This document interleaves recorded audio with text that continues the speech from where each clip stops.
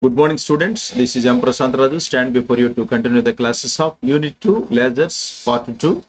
After finishing the fundamental topics of lasers, absorption, spontaneous emission and stimulated emission, and then distinguish between spontaneous emission and stimulated emission, now we are going to enter into the second part of lasers. The sequential topics followed by them is principle of lasing action. Okay, let us see and let us start with the today's class is with the principle of lasing action. Is it clear? Now, in this principle of lasing action, first of all, I would like to tell you the concept which is basically depends upon the stimulated emission of radiation. Is it clear? I told you the other day, before I am going to explain this principle of lasing action, I would like to remember, make you to remember the first topic is absorption and the second one is emission. Okay, absorption అంటే ఏం చెప్పుకున్నామంటే lower energy state లో నుంచి hire energy state లో కనుక ఒక atom కానీ ion కానీ travel చేస్తే దాన్ని మనం అబ్జర్ప్షన్ అని చెప్పాం. ఓకేనా? The process of transfer of an atom from lower energy state to higher energy state is called absorption, and the process of transition from higher energy state to lower energy state is called emission. Is it clear? Here in this case, the principle of lasing action is majorly depends upon the concept of stimulated emission of radiation. Is it clear? So, in the stimulated emission of radiation, what exactly we are taking here, if you look at this diagram, you could understood. I think this is called E1, first energy level. This is called E2, second energy level. My stimulating photon is entering into this particular collision.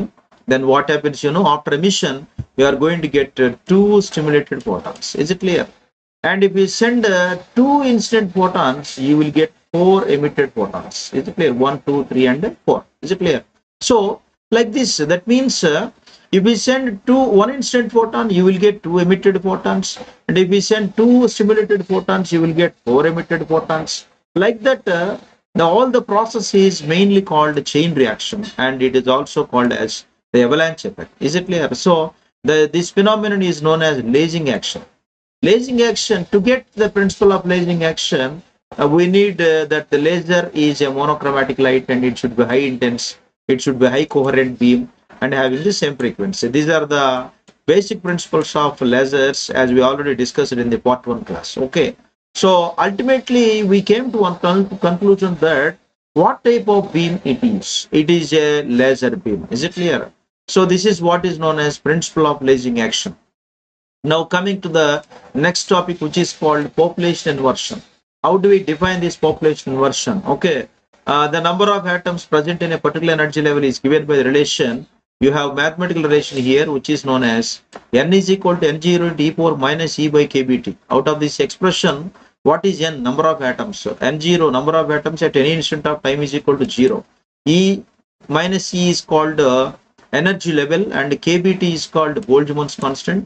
This is always showing constant 1.38 into 10 power minus 23 joules per Kelvin, and T is called the absolute temperature. దీన్ని మనం పరమ ఉష్ణోగ్రత అంటాం. Okay, ఇప్పుడు ఈ equation ని మనము E1, E2 అనేటువంటి రెండు ఎనర్జీ స్టేట్స్ కి ఎలా అన్వయిస్తామంటే, if you take E1 is the first energy level, and then I can take number of atoms in the first energy level is N1. I can write like this: N1 is equal to N0 into e power minus E1 by kBt. Is it clear? Similarly, for second energy state E2, my N2 can be written as N2 is equal to N0 into e power minus E2 by kBt. Is it clear? So, after getting the expressions in the form of N is equal to N0 into e power minus e by kBt, I could write this as the first equation N1 is called 1 and N2 is called 2. First equation N1 divides with N2, you will get like this. Elaga N1 by N2 is equal to e power E2 minus E1 by kBt.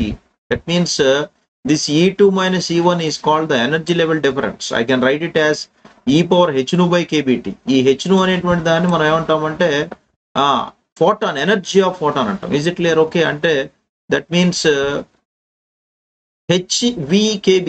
ఈ మూడింటి మనం చూస్తే HVKB and T are positive. Is it clear?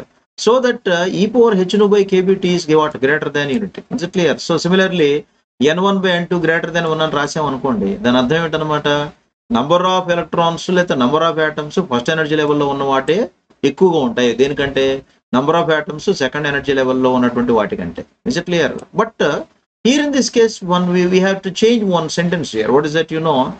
If the number of atoms is more higher energy level than number of atoms in the lower energy level. అంటే ఎలా రాసుకుంటాం అప్పుడు దాన్ని మనం n2 greater than n1 గా రాసుకుంటాం. ఓకేనా? Actual గా మనకేంటి n1 greater than n2. Make this equation like this. Number of atoms in the higher energy level state is greater than number of atoms in the lower energy level. That is called what? n2 greater than n1. Okay. And when you enter into the concept of population, that I can represent like this. The concept of population version that can be understood by considering 3 energy level. ఏంటవి అంటే నేను E1, E2, E3 అనేటువంటి 3 energy levels తీసుకున్నాను అనుకోండి. 3 energy levels కి అనుగుణంగా N1 అనేటువంటి number of atoms, N2 అనేది నెంబర్ ఆఫ్ ఆటమ్స్ ఏమో ఎనర్జీ లెవెల్ E2 కి, N3 అనేటువంటి నెంబర్ ఆఫ్ ఆటమ్స్ ఏమో E3 అనేటువంటి ఎనర్జీ లెవెల్ కి తీసుకున్నాను అనుకోండి ఫర్ ఎగ్జాంపుల్. అప్పుడు మనకి ఏమవుతుందంటే బోల్ట్జ్మాన్స్ డిస్ట్రిబ్యూషన్ ప్రకారం 3 ఎనర్జీ లెవెల్స్ లో ఉన్నటువంటి 3 నెంబర్ ఆఫ్ ఆటమ్స్ కూడా ఈ బోల్ట్జ్మాన్స్ డిస్ట్రిబ్యూషన్ లాని ఒబే చేస్తున్నట్టుగా పరిగణిస్తాం. ఓకేనా? సో అది మీకు అర్థం కావాలంటే if you see this diagram and this diagram, ఈ ఫస్ట్ డయాగ్రామ్ మనం చూస్తే బోల్ట్జ్మాన్స్ డిస్ట్రిబ్యూషన్ లో నంబర్ ఆఫ్ ఆటమ్స్ ఎలా ఉన్నాయి చూడండి. N1, N2, N3. Okay, N1 అనే నంబర్ ఆఫ్ ఆటమ్స్ ఏమో E1 కి ప్రపోర్షనల్ గా ఉన్నాయి, N2 అనే నంబర్ ఆఫ్ ఆటమ్స్ E2 కి ప్రపోర్షనల్ గా ఉన్నాయి, N3 అనే నంబర్ ఆఫ్ ఆటమ్స్ కూడా E3 కి ప్రపోర్షనల్ గా ఉన్నాయి. Is it clear? సో అలాగే ఇది కనుక population version between E1 and E2 తీసుకున్నాం అనుకోండి, N1 అనేటువంటి నంబర్ ఆఫ్ ఆటమ్స్ ఏమో E1 అనేటువంటి ఎనర్జీ స్టేట్ కి ప్రపోర్షనల్ గా ఉన్నాయి. కానీ comparing with N2 and N1, number of atoms are more in N2, my dear students. Is it clear? Comparing with N1. That is why the difference between Boltzmann's distribution and population version between E1 and E2 మనం observe చేస్తే ఇక్కడ కొన్ని points మనం observe చేస్తాం. అదేంటంటే this intermediate energy state with more life time of atoms, that is called metastable state. ఈ 3 states లో కూడా మీరు జాగ్రత్తగా అబ్జర్వ్ చేస్తే దీన్నేమో గ్రౌండ్ స్టేట్ అంటారు, దీన్నేమో మెటాస్టేబుల్ అంటారు, దీన్నేమో ఎగ్జైటెడ్ స్టేట్ అంటారు. అంటే అన్నిటికంటే హైయెస్ట్ స్టేట్ లో ఉన్నదాన్ని ఎగ్జైటెడ్ స్టేట్ అంటారు. ఓకేనా? అంటే the accumulation of atoms in E2 increases, the stage will be reached where N2 greater than N1. This is very important because the population version main principle ఏంటంటే N2 greater than N1, my dear students. అంటే దాని అర్థం ఏమిటి? Number of atoms in higher energy level number of atoms in lower energy level కంటే ఎక్కువ ఉంటాయి. Is it clear? Okay, next coming to the pumping concept తీసుకున్నాం అనుకోండి. To achieve population inversion a suitable form of energy must be supplied to the medium. దీని ఎలా చెప్తామంటే the process of supplying suitable form of energy to the medium to achieve population inversion is called pumping. అంటే మనం pumping అనే దాన్ని కనుక నేర్చుకోవాలంటే మొట్టమొదటి పాపులేషన్ వర్షన్ అనేటువంటి దాన్ని ఐడెంటిఫై చేయాలి. అంటే ఈ ఆప్టికల్ పంపింగ్ మెథడ్ మొట్టమొదటి చూస్తే ఆప్టికల్ పంపింగ్ మెథడ్, దీంట్లో ఏం జరుగుతుంది? అబ్జార్ప్షన్, ఎమిషన్ అనే 2 ప్రాసెస్లు మీరు చూస్తున్నారు ఇక్కడ. ఈ యారో మార్క్ ఏమో మనకి అబ్జార్ప్షన్ చూపిస్తుంది, ఈ యారో మార్క్ ఏమో ఎమిషన్ చూపిస్తుంది. అంటే ఏంటనమాట? The process of a particle is transforming from lower energy state to higher energy state is called absorption.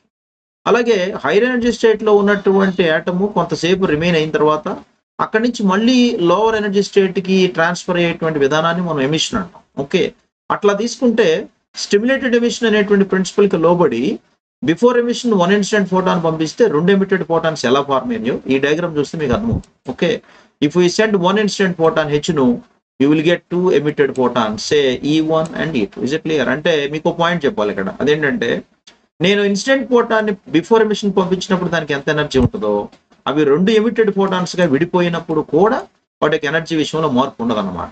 Okay, so అంటే మరి ఆప్టికల్ పంపింగ్ మెథడ్ లో మనం ఎక్కువ ఉపయోగించేది ఏంటంటే కొన్ని లైట్ సోర్సెస్ ను వాడతాం. ఏంటా లైట్ సోర్సెస్ అంటే the light sources like helical xenon flash tube, tungsten iodine krypton, ఇలాంటివన్నీ కూడా మనం రూబీ లేజర్ కొరకు వాడతాం. అలాగే హై ప్రెషర్ మెర్క్యూరీ ల్యాంప్స్. తర్వాత this method is used to solid laser. I told you now. Ruby laser అనేటువంటి దాన్ని మనం స్పెసిఫిక్ గా ఏమంటాం అంటే 3 లెవెల్ లేజర్ అంటాం, లేదంటే సాలిడ్ స్టేట్ లేజర్ అంటాం. మనకు అది కన్స్ట్రక్షన్ వర్కింగ్ పార్ట్ ఉంది, ఇప్పుడు చూస్తాం మనం దాన్ని. అలాగే the process of population version is achieved by optical pumping method, అది కూడా 3 లెవెల్ సిస్టమ్ లో జరుగుతుంది. ఓకే, అలా మనం తీసుకుంటే రెండో మెథడ్ ఆప్టికల్ పంపింగ్ లో ఎలక్ట్రికల్ డిశ్చార్జ్ మెథడ్ అంటాం. ఈ మెథడ్ లో ఉన్న గొప్పతనం ఏమిటంటే డైరెక్ట్ ఎక్సైటేషన్ టేకింగ్ ప్లేస్ అవుతుంది దీంట్లో. ఓకే, అంటే the electric field causes electrons emitted by the cathode to accelerate towards anode. అంటే ఎప్పుడైతే మనకి క్యాథోడ్ మీద కొన్ని ఎలక్ట్రాన్స్ ఎమిట్ అవుతాయి, అవి ఎందుకు ఎమిట్ అవుతాయి అంటే యానోడ్ ని యాక్సిలరేట్ చేయడానికి మనం అవి ఎమిట్ అవుతున్నట్టుగా పరిగణిస్తాం. అంటే వీటిల్లో కొన్ని ఎలక్ట్రాన్స్ ఏమవుతాయి అంటే కొలిషన్కి గురవుతాయి, ఆ తర్వాత యాక్టివ్ మీడియంలోకి రైజ్ అయ్యి హైర్ ఎనర్జీ లెవెల్లోకి ఎంటర్ అవుతాయి. Is clear? సో దాన్ని మనం ఏమంటామంటే required portion of population version అంటాం. అంటే ఈ మెథడ్ని జనరల్గా మనం ఏం చేస్తామంటే గ్యాస్ లేజర్స్ అయినటువంటి హీలియం నియానో లేకపోతే ఆర్గాన్ అయానో ఇలాంటి లేజర్స్లో వాడతాం ఈ యొక్క ఎలక్ట్రికల్ డిశ్చార్జ్ మెథడ్. అలాగే మనం తీసుకుంటే ఇంకా some lasers pumping by electric discharge still providing the initial excitation which raises one type of atoms. అంటే ఈ ఎక్సైటెడ్ స్టేట్లో ఉన్నటువంటి కొన్ని యాటమ్స్ ఏమవుతాయి అంటే కొలిజన్కి గురయ్యి వేరే రకమైనటువంటి స్టేజెస్లోకి ఎంటర్ అయిపోతాయి. అందువల్ల ఏమవుతుందంటే పాపులేషన్ వర్స్లో ఉన్నటువంటి ప్రిన్సిపల్ వర్కౌట్ అవ్వదు. అందువల్ల పాపులేషన్ వర్స్ మనకి ఏం చెప్తుంది, హైర్ ఎనర్జీ స్టేట్లో ఉన్నటువంటి నెంబర్ ఆఫ్ ఎలక్ట్రాన్సే లోవర్ ఎనర్జీ స్టేట్లో ఉన్నటువంటి నెంబర్ ఆఫ్ ఎలక్ట్రాన్స్ కంటే ఎక్కువ ఉండాలి. అదే మనం ఫార్ములా పెట్టుకున్నాం. సో బండ గుర్తు మీకు ఏంటంటే ఒకటే మనకు బండ గుర్తు ఏంటంటే N2 N1 కంటే గ్రేటర్ దాన్ గా ఉండాలి. అది important point. Is it clear? So therefore మరి ఈ సిచ్యువేషన్ మనకి ఎక్కడ ఫార్మ్ అవుతుంది అంటే ఖచ్చితంగా మనకి గ్యాస్ లేజర్ అయినటువంటి హీలియం నియాన్ లేజర్ విషయంలో జరుగుతుంది. Is it clear? Now coming to the point. So this method is used in helium neon gas laser. ఇకపోతే next we are entering in to the most important types of lasers. Understood careful. ఈ types of lasers మనకు మొత్తం 5 రకాలుగా వర్గీకరించబడ్డాయి. ఏంటవి? మొట్టమొదటిది solid state, రెండోది gas, మూడోది లిక్విడ్ లేజర్స్, నాలుగోది డై లేజర్స్, ఐదోది solid state diode lasers. Okay, ఇలా మనం తీసుకుంటే మై డియర్ స్టూడెంట్స్ మొట్టమొదటిది రూబీ లేజర్ అండి. జాగ్రత్తగా అబ్జర్వ్ చేయండి. రూబీ లేజర్ అంటే ఏంటి అంటే ruby laser is a solid state laser. మొట్టమొదటి చాలా జాగ్రత్తగా వినండి, మనకి ఇంపార్టెంట్ ఎస్సే కూడా ఇది. It was the first laser devised by T H Maiman in the year 1960. Ruby laser లో జరుగుతున్నటువంటి ప్రాసెస్ ఏంటంటే output power of order of megawatts nano seconds duration రూపంలో అది ఏమవుతుందంటే కన్స్యూమ్ అవుతూ ఉంటుంది. Is it clear? అది ఎందువల్ల జరుగుతుంది మనకంటే హై అవుట్పుట్ పవర్ రూబీ లేజర్లో జరుగుతుండడం వల్ల. ఇకపోతే దీన్ని ఎక్కువ మనకి ఇండస్ట్రీస్లో, మెడికల్లో, హోలోగ్రఫిక్ అంటే సినీ ప్రపంచంలో, అలాగే ఫోటోగ్రఫిక్ టెక్నాలజీలో కూడా మనం రూబీ లేజర్ని వాడుతూ ఉంటాం. Okay, now coming to the construction part of this ruby laser. Ruby లేజర్లో మనకు 3 ప్రధాన భాగాలు ఉంటాయి. అవి ఏంటంటే జాగ్రత్తగా అబ్జర్వ్ చేయండి. మొట్టమొదటిది యాక్టివ్ వర్కింగ్ మెటీరియల్, రెండోది రెజొనెంట్ క్యావిటీ, మూడోది ఎగ్జైటింగ్ సిస్టమ్. ఓకే, నేను పాయింట్స్ వైజ్గా చెప్తాను, జాగ్రత్తగా అబ్జర్వ్ చేయండి. మొట్టమొదటిది ఏంటంటే it consist of a long narrow cylindrical rod made up of aluminium oxide. Aluminium trioxide అయాన్స్తో తయారు చేయబడినటువంటి ఒక సిలిండ్రికల్ రాడ్ని తీసుకుంటే దానిలో క్రోమియం ఆక్సైడ్ అయాన్స్ ని మనం తీసుకుంటాం. Al2O3 బదులు Cr2O3ని ప్లేస్ చేస్తాం. ఓకేనండి. పర్సెంటేజ్ ఆఫ్ Al2O3 ఎంత ఉంటుంది? 99.95% ఉంటుంది అనమాట. మరి పర్సెంటేజ్ ఆఫ్ Cr2O3 ఎంత ఉంటుంది అంటే 0.05% ఉంటుంది. If you look at this diagram my dear students, ఈ డయాగ్రామ్ లో మీరు జాగ్రత్తగా అబ్జర్వ్ చేయండి. దీంట్లో గ్లాస్ ట్యూబ్ అని కనిపిస్తుంది మీకు. This is called glass tube. ఇదంతా కూడా ఏంటంటే మనకి గ్లాస్ ట్యూబ్. ఈ గ్లాస్ ట్యూబ్ లోపల మనకు ఒక రాడ్ కనిపిస్తుంది. This is called ruby rod. Is it clear? Okay, ఈ రూబీ రాడ్ అంతా కూడా మనకి పింక్ కలర్ లో ఉంటుంది. మీరు జాగ్రత్తగా అబ్జర్వ్ చేస్తే ఇదంతా కూడా అనమాట. దీనికి పింక్ కలర్ పాయింట్ అండర్లైన్ చేస్తాను చూసారా? ఇదంతా కూడా పింక్ రాడ్ అనమాట. This is called pink rod. ఇది పింక్ కలర్ లోకి మారిపోతుంది ఎప్పుడయ్యా అంటే నేను Cr2O3 అయాన్స్ 0.05% తీసుకోగానే ఈ లోపల ఉన్నటువంటిది అంతా కూడా నాకు ఏమైపోద్ది అంటే పింక్ కలర్ గా మారిపోతుంది. దాన్ని నేను ఏమంటానంటే ఇస్ ఇట్ క్లియర్? దాన్ని పింక్ కలర్ రాడ్ గా పరిగణిస్తాను. Is it clear? So strictly speaking దీని కనుక నేను ఇప్పుడు ఎరేజ్ చేస్తున్నాను, ఒకసారి చూడండి, so that you could understood well. Okay, so ruby rod లో ప్రధాన భాగాల్లో మొట్టమొదటి ఏమిటాయంటే ఈ రూబీ రాడ్. ఇక్కడ రాసాను చూడండి, ruby rod consisting Al2O3 plus Cr2O3. 99.95% ఏమో Al2O3 ఉంటుంది, 0.05% ఏమో Cr2O3 ఉంటుంది. ఓకేనా? ఇకపోతే ఈ బ్లాక్ మార్క్ కనిపిస్తుంది చూడండి, దీన్ని మనం ఫుల్లీ రిఫ్లెక్టింగ్ ఎండ్ అంటాం, దీన్నేమో పార్షియల్లీ రిఫ్లెక్టింగ్ అంటారు. ఈ రెండు కూడా సమాన సైజుల్లో ఉండాలి. These two reflecting ends are optically flat, తర్వాత cemented with together and parallel to each other. అంటే ఫుల్లీ రిఫ్లెక్టింగ్ ఎండ్ సైజ్ ఎంత ఉంటుందో పార్షియల్లీ రిఫ్లెక్టింగ్ ఎండ్ సైజ్ కూడా అంతే ఉంటుంది. ఓకేనండి? నా ఇప్పుడు చూడండి. సో ఇకపోతే ఈ గ్లాస్ ట్యూబ్ లోపల అమర్చబడినటువంటి రూబీ రాడ్ కి 2 వెంటిలేటర్స్ పెట్టాను. దాన్ని నేను ఇక్కడ కూలింగ్ అన్నాను. ఇది చూడండి జాగ్రత్తగా నా కర్సర్ని. This is one cooling and this is another cooling. Okay, ఈ 2 కూలింగ్స్ ఎందుకయ్యా అంటే మనం పవర్ సప్లై సోర్స్ పెట్టి దానికి ఇక్కడ మీకు సర్పిలాకారంలో ఒక ట్యూబ్ దీనికి చుట్టబడి ఉంది. ఏంటయ్యా ఆ ట్యూబ్ అంటే, ఈ ట్యూబ్‌ని మనం ఏమంటామంటే హెలికల్ క్సినాన్ ఫ్లాష్ ట్యూబ్ అంటాం. Is it clear? ఈ క్సినాన్ ఫ్లాష్ ట్యూబ్ ఎక్కువ మండే ధర్మాన్ని కలిగి ఉంటది. నేను ఈ రూబీ రాడ్ లోపల భాగంలో ఉంది. గ్లాస్ ట్యూబ్‌కి చుట్టి ఒక యానోడ్ నేమో ఇటువైపు, ఇంకో కాథోడ్ నేమో ఇటువైపు తీసుకొచ్చి పవర్ సోర్స్‌కి అటాచ్ చేశాను. ఏమండి? ఇప్పుడు జాగ్రత్తగా అబ్జర్వ్ చేయండి. సో, ఈ భాగాలు మీకు కనిపిస్తున్నాయి.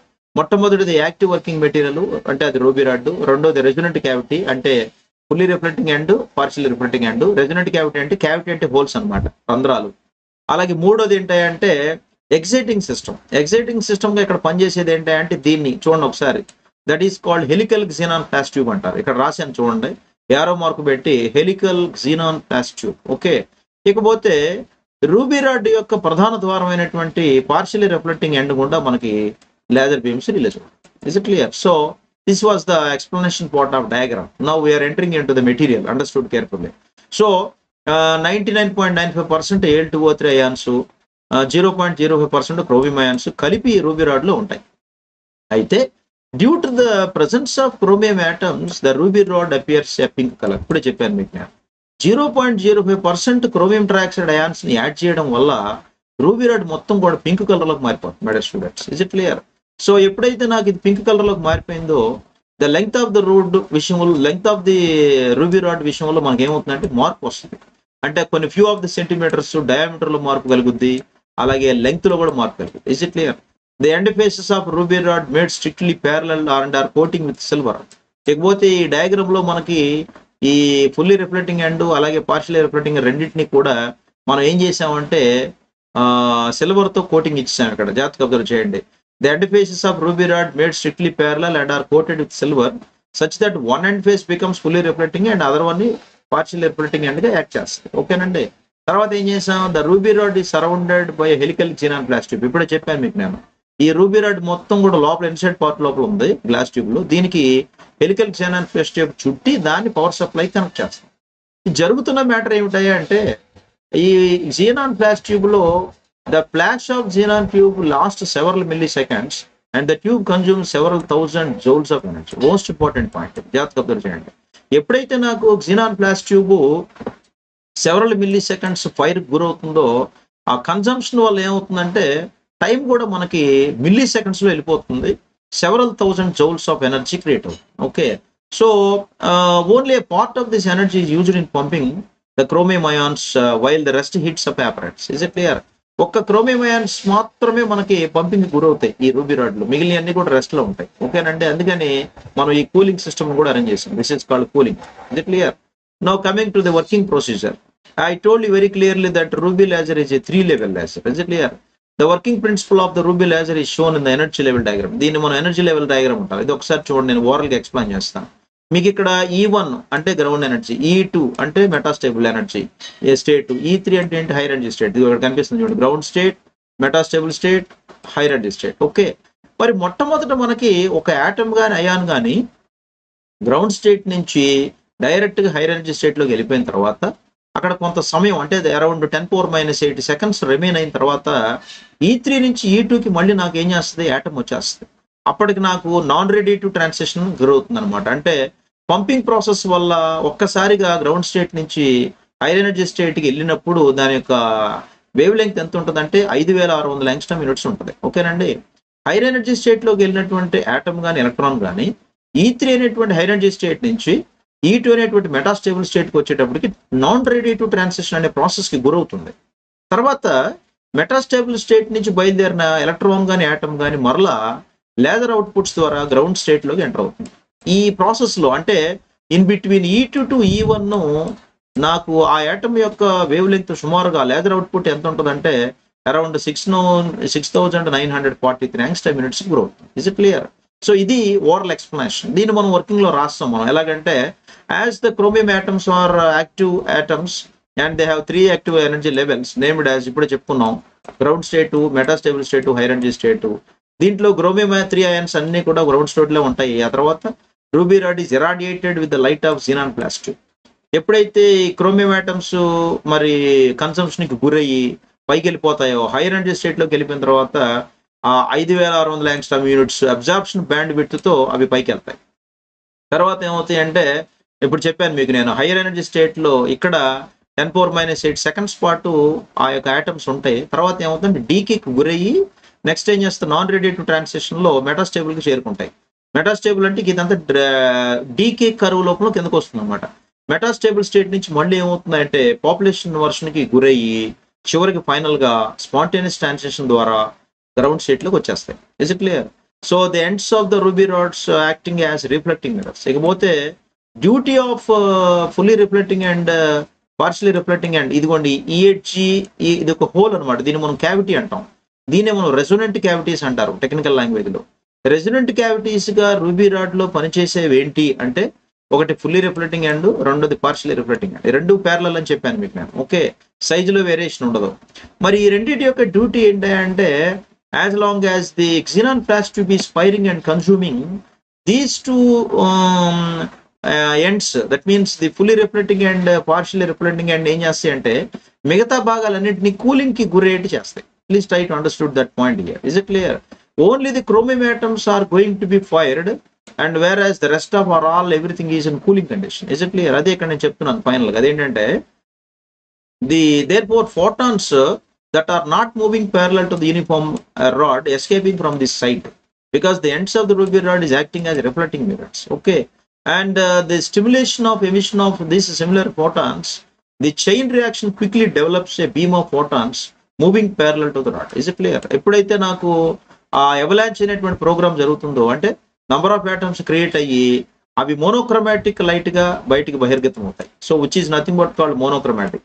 ఒక్కసారి అది మోనోక్రోమాటిక్ లైట్ అయింది అంటే ఖచ్చితంగా కొహెరెన్స్ అనేటువంటి ఫినామినా ఫాలో అప్ చేస్తుంది. తర్వాత when the beam develops sufficient intensity it emerges through the partially silver and. అదే ఇప్పుడు మీకు చెప్పుకున్నాను. ఈ క్యారెక్టర్స్ అన్ని కనుక ఒబే అయితే ఫైనల్ గా నాకు ఏమవుతుందంటే డయాగ్రామ్ లో చూసినట్టయితే నాకు ఈ లేజర్ బీమ్స్ కనిపిస్తుంది చూడండి. పార్షియల్లీ రిఫ్లెక్టింగ్ ఎండ్ గుండా లేజర్ బీమ్స్ అన్ని కూడా ఏమైపోతున్నాయి బయటకు వచ్చేస్తాయి. Is it clear? So therefore ultimate గా ఏం జరుగుతుందంటే once all the chromium atoms are ions in the metastable state return to the ground state. ఎప్పుడైతే నాకు ఎనర్జీ లెవెల్ డయాగ్రామ్ చూడండి, E1 అనేటువంటి గ్రౌండ్ స్టేట్ ఎనర్జీ లెవెల్ నుంచి 5600 angstrom units absorption band width తో పైకి వెళ్ళాయో మళ్ళీ నాన్ రేడియేటివ్ ట్రాన్సిషన్ ద్వారా కిందకు వచ్చి మెటాస్టేబుల్ స్టేట్ నుంచి మళ్ళీ గ్రౌండ్ స్టేట్ కి ఎంటర్ అయిన తర్వాత అప్పుడు వాటి యొక్క పరిస్థితి కనుక మనం అబ్జర్వ్ చేస్తే the chromium atoms in the metastable return to the ground state and hence finally laser action stops. Is it clear? So it is most necessary to send one more flash of pumping radiation through the rod. Is it clear? ఈ రకంగా మనం చూస్తే మన ultimate laser output ఎంత ఉంటుంది అంటే 6943 angstrom units వస్తుంది. This was the ultimate laser output by the utilization of the ruby laser. Is it clear? Very important point, you have to put it there. So last point కనుక మనం చూస్తే it is then necessary to send one more flash of pumping radiation through the rod. Thus the ruby laser operates only in a pulsed mode. అందువల్ల మనం దీన్ని ఏమంటామంటే 3 level laser అంటాము, లేదంటే solid state laser అంటాము, ఇంకా చెప్పాలంటే 3 ఎనర్జీ లెవెల్ లేజర్ అని కూడా అంటాం. ఇకపోతే ఫైనల్ గా నీకు ఎప్పుడైతే 6943 angstrom units laser output beam ruby laser వల్ల మనకు చూపించిందో అది కంప్లీట్ గా రెడ్ కలర్ లో ఉన్నట్టుగా పరిగణిస్తాం. Is it clear? So this is what is known as the construction part of ruby laser. Is it clear? Now that is also called, I gave you one more, once again I'm telling you ruby rod is very important. I gave you the 3 particular names for this ruby laser. What are they? Number 1 is 3 level laser, number 2 is ruby laser, and number 3 is solid state laser. Okay, after finishing this, now we are going to enter into the second laser, which is called helium neon laser. This is exclusively termed as helium neon laser. Understood carefully? Okay, helium అనేటువంటిది కూడా మనకి ఒక విధంగా చెప్పాలంటే దాని inert gas అంటారు. అలాగే neon కూడా ఇనర్ట్ గ్యాసే, రెండు జడవాయువులు అంటాం తెలుగులో మనం.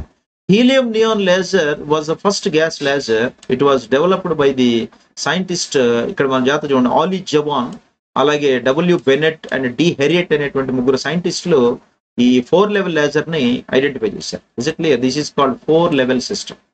ఈ దీంట్లో కూడా మనకి ఏమవుతుందంటే continuous output of power create అవుతుంది. మిల్లీ వాట్స్ కన్జంప్షన్ జరుగుతున్న కొలది మనకి ఏమవుతుందంటే లో అవుట్పుట్ పవర్ క్రియేట్ అవుతుంది. కంటిన్యూస్ అండ్ లో అవుట్పుట్ పవర్, ఈ 2 పాయింట్లు మీరు గుర్తుపెట్టుకోవాలి. ఓకే, అయితే మరి ఎక్కువ హీలియం నియాన్ లేజర్ని ఎక్కడ వాడతాం అంటే, helium neon laser is most useful in making holograms and in the interferometer experiments. Is it clear? So you are seeing one diagram here my dear students. This is called helium neon laser.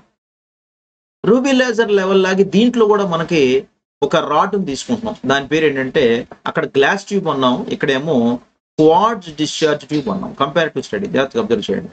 So మీరు ఇక్కడ చూస్తున్నారు, ఇదంతా కూడా ఏంటంటే quartz discharge tube.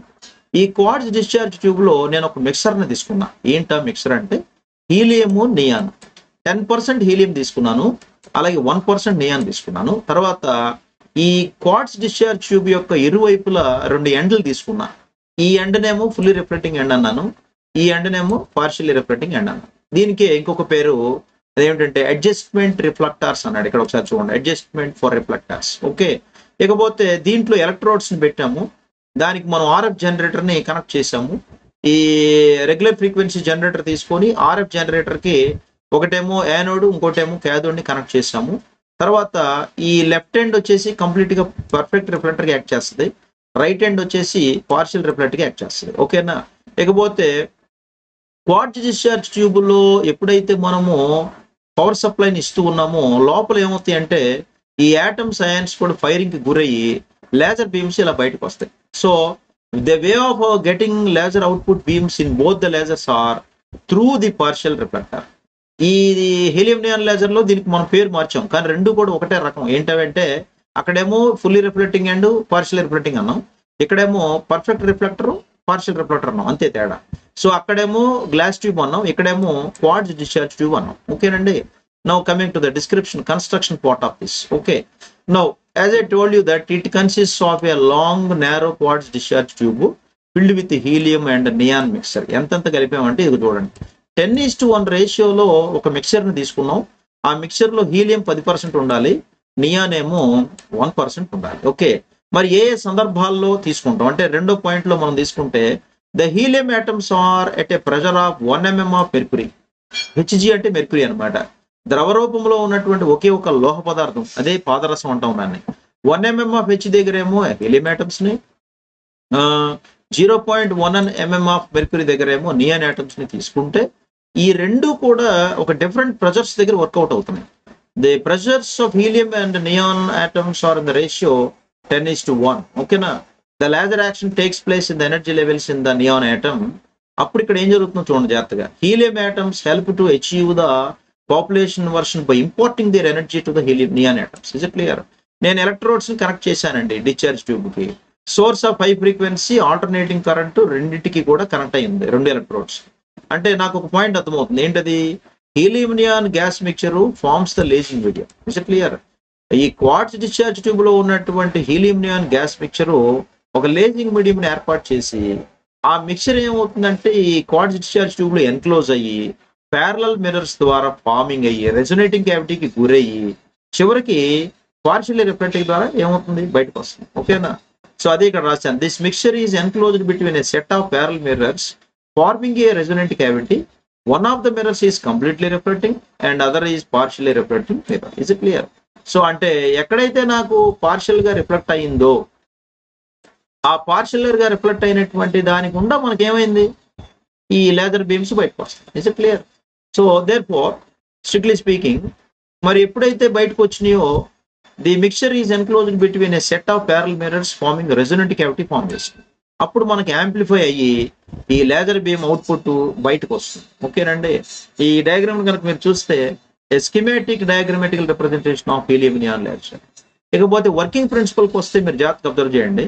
ఈ working principle నేను ఓరల్గా explain చేస్తాను, ఒకసారి చూడండి జాగ్రత్తగా.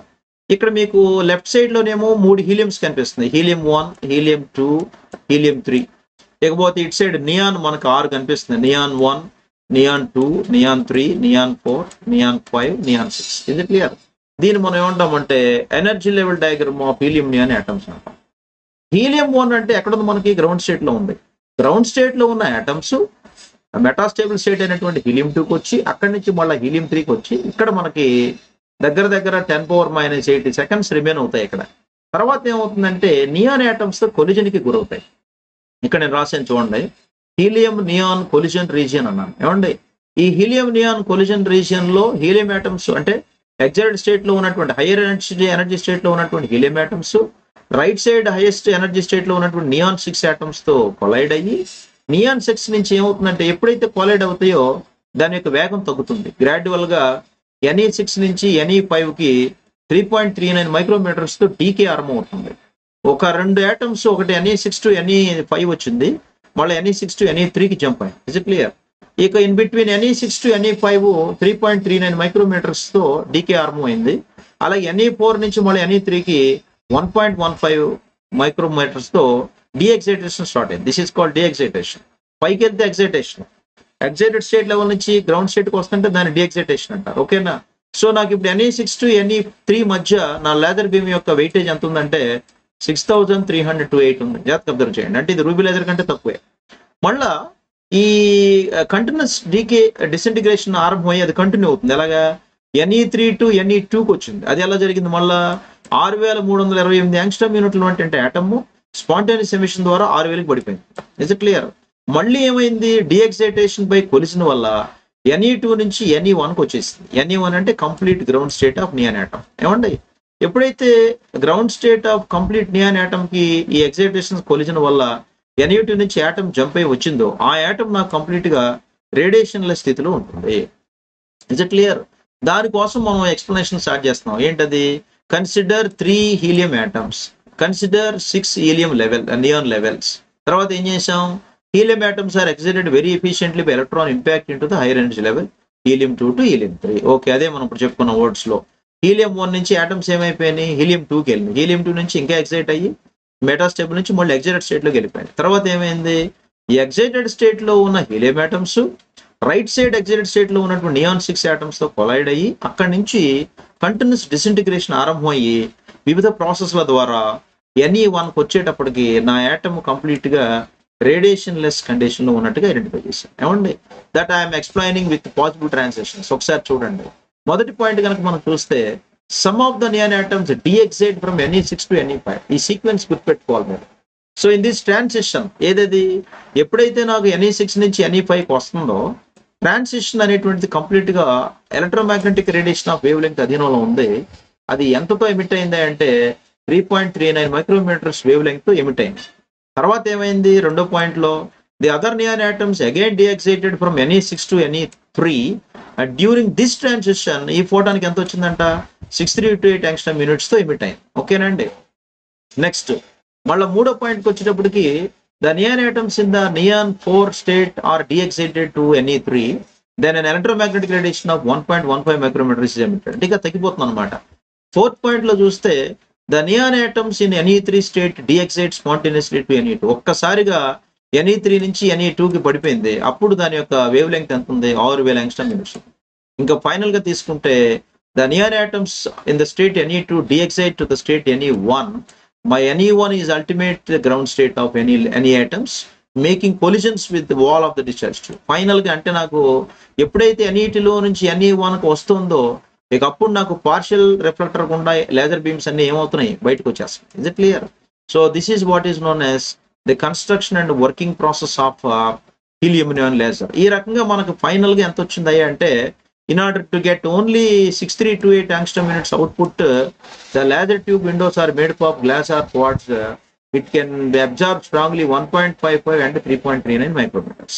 So final గా నాకు ఆ రిఫ్లెక్టివిటీ ఎంత వస్తుంది అంటే 6328 angstrom units వచ్చింది. అంటే హీలియం నియాన్ లేజర్ కంటే రూబీ లేజర్ లోనే మనకి అవుట్పుట్ ఎక్కువ వచ్చింది. ఎంత వచ్చింది? అక్కడ 6943 వస్తే ఇక్కడ 6328 angstrom units వచ్చింది మై డియర్ స్టూడెంట్స్. ఓకే, అంటే emitted photons during transition from Ne6 to Ne3, it travels through the gas mixture. Is it clear? So anyway, the process is continued and the beam buildups into the tube that can be identified as the wavelength of the helium neon laser beam output is 6328 angstrom units. Is it clear?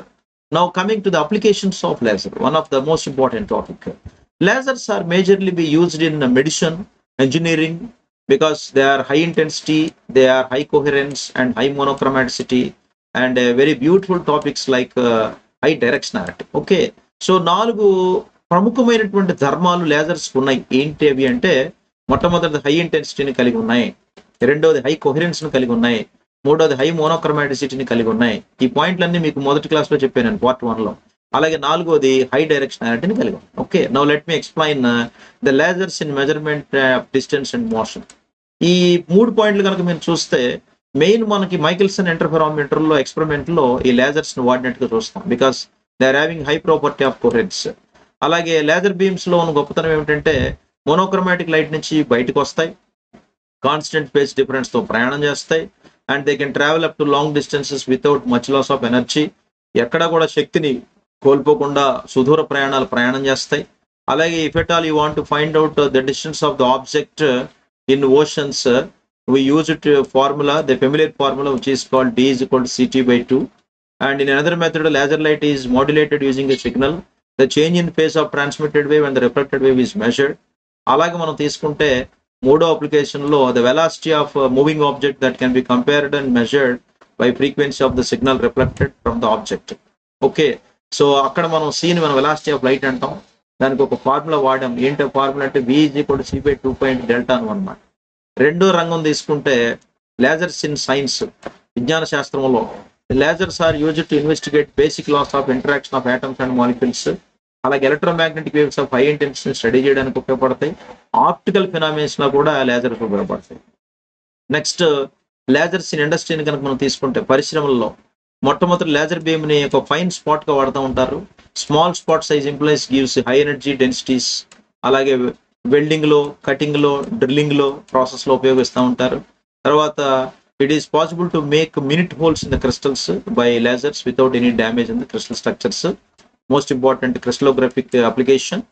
And the concentration of lye is measured by observing how the laser beam refracts in pulp mill industries. Okay, దాంట్లో కూడా మనము lasers ని వాడతాం. నాలుగో wing తీసుకుంటే lasers in medicine. Laser beams have been used in the eye surgery. అలాగే కంటి operations లో వాడతాము, డిటాచ్మెంట్ ఆఫ్ రెటినాస్, అలాగే డెంటల్ ట్రీట్మెంట్ డీకేలో వాడతాము, స్కిన్ డిసీజ్ లో వాడతాము ఆ ట్రీట్మెంట్ విషయంలో. అలాగే డిస్ట్రక్షన్ ఆఫ్ మ్యాలిగ్నెంట్ ట్యూమర్స్ అంటే క్యాన్సర్ కణాలను ఐడెంటిఫై చేయడంలో కూడా వాటిని తొలగించడంలో లేజర్స్ ను ఉపయోగిస్తాం. Laser beams are focus in very small areas because they are used in micro surgeries and they will be exclusively used in fantastic genetic research. Okay, next lasers in communication. Final గా చూస్తే communication రంగంలో అంటే laser is high directional. ముందు మనం చెప్పుకున్నాం కదా, high directional, high monochromaticity, high intensity, ఇలాంటి basic principle ధర్మాలు ఉండడం వల్ల లేజర్స్ ని లెస్ డైవర్జెన్స్ కింద వాడతాము, గ్రేటర్ పొటెన్షియల్ కింద వాడతాము. Main air spacecrafts, submarines లో అంటే జలాంతర్గాములు వాటిలో వాడతాము. అలాగే lasers are used in microwave communications due to have narrow bandwidth. Is it clear? So ఈ రకంగా కమ్యూనికేషన్స్, మెడిసిన్, ఇండస్ట్రీ, సైన్స్, తర్వాత measurement of distance and motion, ఇలా మనం తీసుకుంటే we have a number of extensive uses regarding these applications of lasers. Okay, so this finishes up about the lasers topics, my dear students. Okay, so therefore strictly speaking that the lasers are one of the important topic. These are the main important topics you have to read and take practice, my dear students. Okay, the helium neon laser and ruby laser are very important essay questions expecting from this unit. Okay, and the remaining topics will continue in the next class. Thank you very much.